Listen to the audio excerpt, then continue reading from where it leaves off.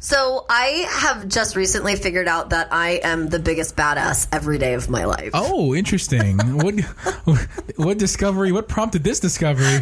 What fossil fuels did you dig up here? Oh, Jesus God, seriously. So our last episode was a cigarette break, and it was post Benadryl fiasco. Oh, it was post. I don't know what. No. Honestly, I had some time to reflect on what happened, a little bit, because I'm still traumatized by it, PTSD. And everybody has PTSD in my life. Is it because they hang out with me? Well, that and probably because they just heard the freaking episode, so you literally contaminated everybody else's PTSD. Oh, fantastic. And then everybody's like, oh my gosh, like, seriously. One of these days, we're just going to put that episode... No, we're not. It's already destroyed. No, we're not. I know. But let me tell you one thing. So I talked to, my girlfriend who owns Burbank Infrared Sauna, Jeanette. What up, Jeanette? Yeah, I throw her as much shout as I possibly can. You shout out. Freaking amazing. But anyway. People who listen in Wyoming, don't give any kind of crap right now what you're saying, because they're like, it's nowhere near and we're in the middle of nowhere. I know. Anyways, so I had told her about the Benadryl situation. Hashtag Benadryl fucks you up. And she goes, but did you take the ones that are pink or did you take the ones that are clear? And I'm like, pink. She goes, the pink ones are the ones that fuck you up. She's like, you have to take a clear Benadryl to go to sleep.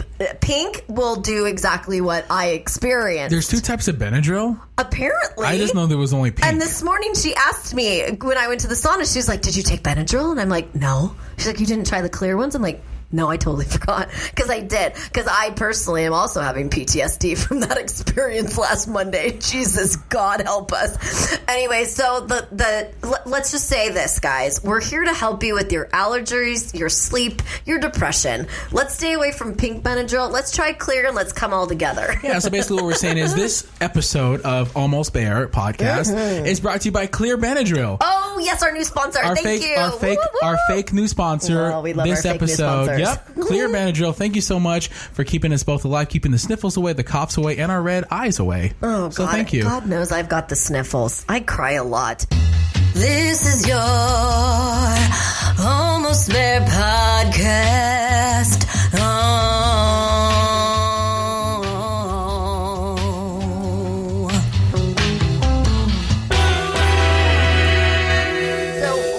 We talked about on the episode before the Benadryl episode, we talked about my experience having been raped when I was a little girl, and we love to elevate that topic because it just brings out more PTSD in all of us.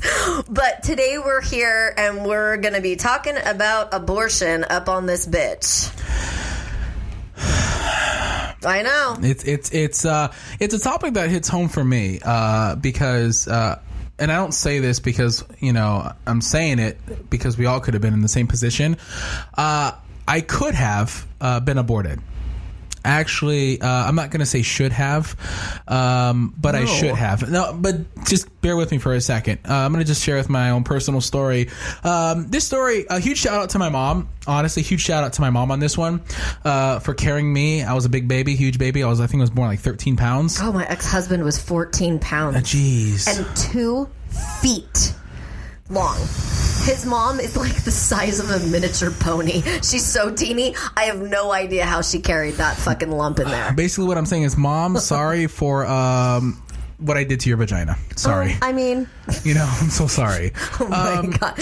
Oh, and by the way, this is your Almost Bear podcast where we talk about real life stories on love, sex, health, and all the dirty abortion stories in between. We're so professional. What are we? This is our 21st episode. 23rd. 23rd. Can't even get the episodes right. And we still can't even get the intro down. Yes. Thank you so much, Lyndsay. Yes. Again, Almost Bear podcast. Thank you so much for following along.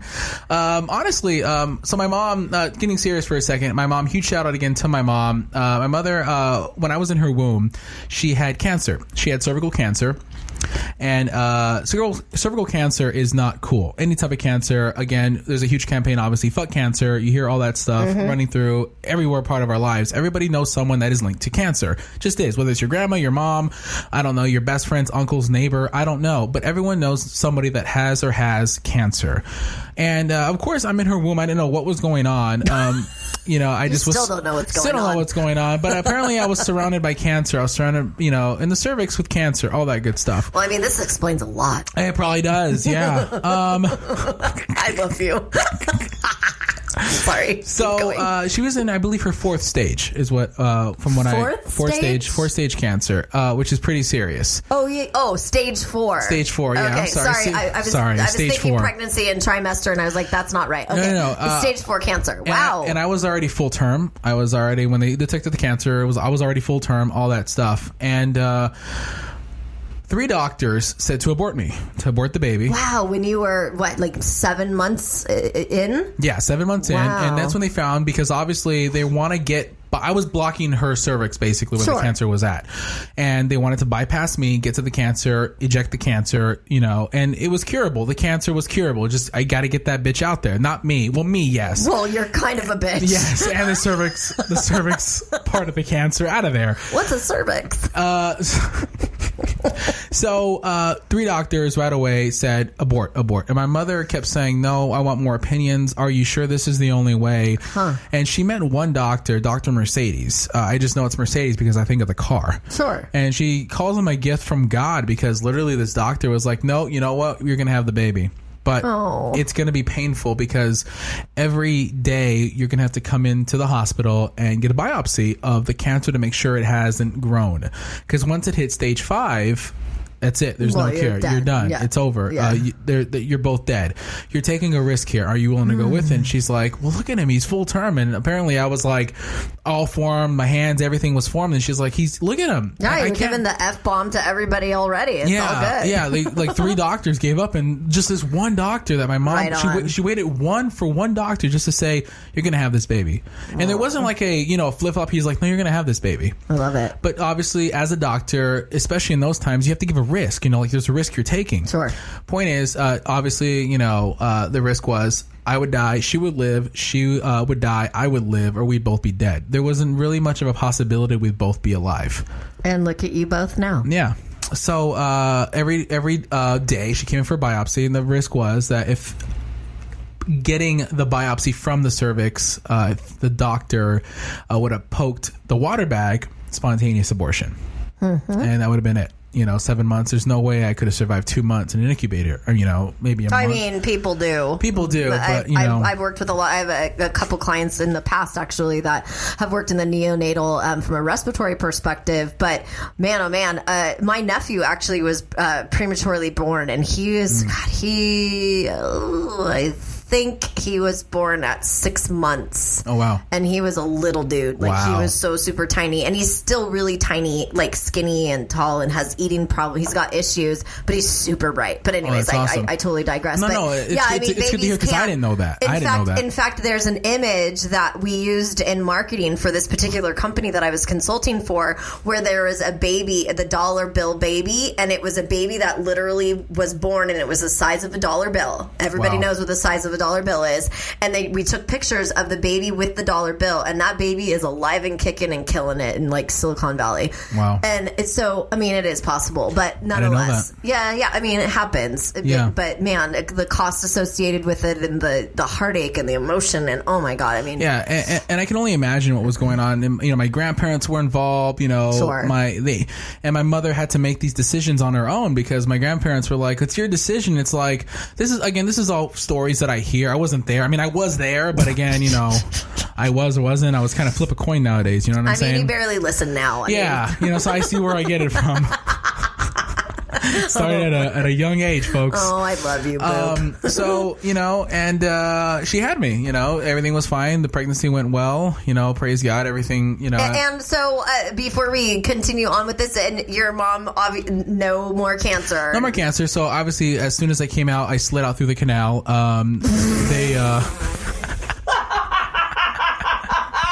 trying to brighten things up here. It's a serious topic, but I slid out through the canal, ladies and gentlemen. Slip and slide, folks. Slip and slide. I can only imagine. Fucking raging waters I was like, up in here. Finally out that bitch. Get that shit out there. I finally cleared the way for you. No. Came out with middle fingers up to all those doctors that said to abort me. Yeah, I'm telling you. So obviously they performed the surgery. All went well, and she's cancer free. Praise God. That is amazing. Of course, she can always get it back because no cancer. She's in submission.